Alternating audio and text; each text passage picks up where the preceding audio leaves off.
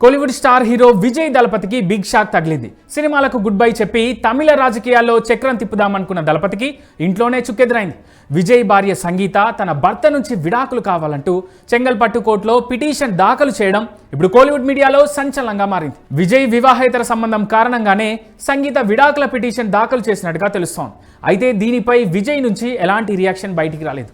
ఇక ఈ విషయం కాస్త పక్కకు పెడితే అప్పట్లో సంగీత విజయ్ని గాఢంగా ప్రేమించింది. 1999లో వీరి పెళ్లి జరిగింది.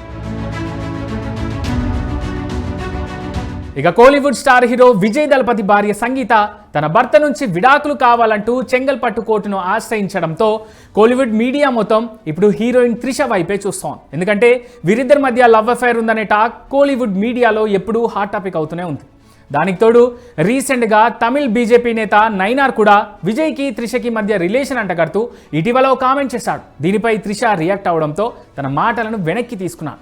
ఈ క్రమంలోనే సంగీత తన భర్తతో విడాకులు కావాలంటూ కోర్టు మెట్టెక్కడం ఇప్పుడు లేనిపోని అనుమానాలకు దారితీస్తోంది.